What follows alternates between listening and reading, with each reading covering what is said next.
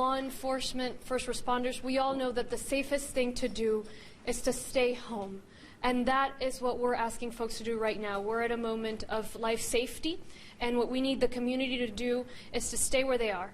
If you're at school, stay at school. If you're at home, stay at home. If you're at work, stay at work. I know that a lot of families have their kids at school. We have been in touch with the school districts, and that's the safest place for them to be. Please don't try to go outside and pick up your child. They're safer at school. If you're driving, try and get out of the vehicle and try and make it to a place where you can shelter. If you feel that your life is in danger, call 911. But of course, folks are safer in their homes than being evacuated. Don't panic. Stay in touch with the news. Stay alert. We'll be posting all the information to readyharris.org. We are working with an incredible group of professionals ready to respond. So let me pass it on to Jeff Linder to talk about the weather, and then I'll share a little bit more about what we're doing in Harris County and how else folks can help us. Jeff. All right, thank you, Judge. We do have a flash flood emergency in effect right now for East Central Harris County. This is a life-threatening situation.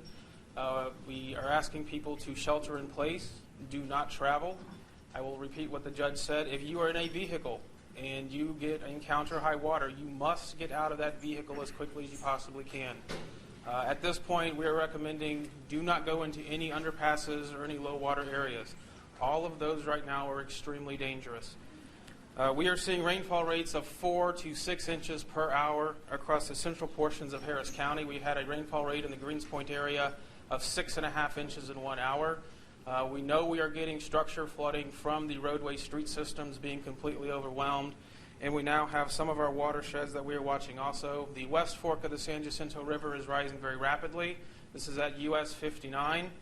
We do expect major flooding on the West Fork of the San Jacinto River. So this is the Bella Woods area, those areas east of US 59. We also expect major flooding on the East Fork of the San Jacinto River. This is from over 20 inches of rain that has fallen in that area over the last day and a half. The bayou situation, we have overbank conditions on Cedar Bayou. That is in the eastern part of Harris County along the Liberty County line. From the headwaters, or where the bayou starts around FM 1960, down to US Highway 90, and we expect flooding all the way down to FM 1942 this evening, I-10, and possibly into the Baytown city limits, Highway 146 later this evening and tonight. Halls Bayou has risen very rapidly. The bayou at Airline and I-45 near Mount Houston was rising at a rate of a half a foot every 2 minutes. It is exceeding its banks. Structure flooding is likely in that location from that portion of the bayou all the way down to US Highway 59. Greens Bayou is also going over banks near US 59. We're also getting very high in the Greenspoint area, so some of the locations that we have historically had flooding in the Greenspoint area, we are monitoring that, and there could be some water going into structures in that area. And then lastly, Gardner's Bayou. This is on the northeast side of Harris County near Intercontinental Airport and the Humble area. It is over banks near the northeast side of Beltway 8. That's probably more just the rural areas. There's not a lot of structures right next to the bayou there. A couple of other points, a couple other situations we're watching very closely. Brickhouse Gully, White Oak Bayou, Lower Buffalo Bayou, that's Buffalo Bayou east of the Beltway, and then getting down into the southern part of the county where this heavy rain is moving right now, Braze Bayou from about the Meyerland area east. Now those channels are okay at the moment, but they are rising very quickly with this type of rainfall, and we're going to have to watch those very carefully. Eventually, this rain is going to get down onto the Clear Creek area that was hit so hard the other night. The ground is very saturated. That creek is still elevated. I suspect we will have issues on Clear Creek, Turkey Creek, and Beamer Ditch, the Sagemont area, as this rain gets down into that area. Thank you, Jeff. So have you heard, we've been getting hit hard in the Huffman, Kingwood, Crosby area, our neighboring counties as well, suffering a lot from the rain, and we've sent assistance to Chambers County.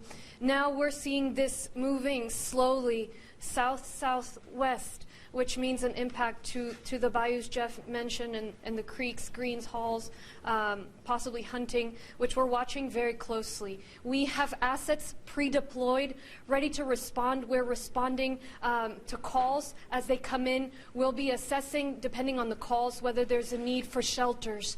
We're in touch with our nonprofit partners, getting ready for any possible recovery that might be necessary.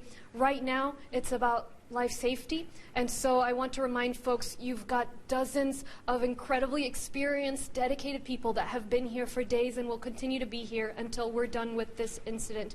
And they are trained, they are coordinating, they are ready to do their absolute best. And what we need from folks in the community is to help us by doing your part, which means staying home. Those underpasses, that is where people drown, is when they try driving in these kinds of conditions. So please, don't be in your car, go home, stay home, and stay attuned to the news. If you feel your life is in danger, call 911.